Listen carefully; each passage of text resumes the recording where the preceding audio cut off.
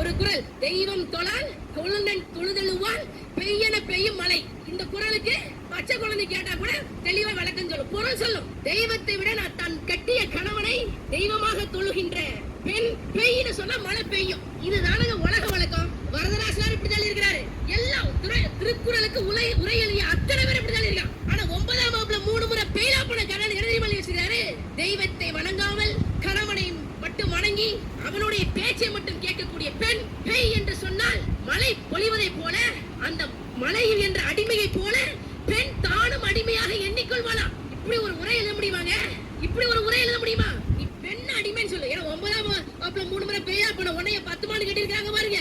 அந்த அம்மா பெண் அடிமையா இருந்திருக்கலாம். ஆனா அரசங்கிட்டயே போய் நின்னு என் கணவனா கல்வன் என்று கேட்ட வாரிசுகள் தமிழ் பெண்கள் நாங்க எப்படி அவனுக்கு அடிமையா இருக்கோம்?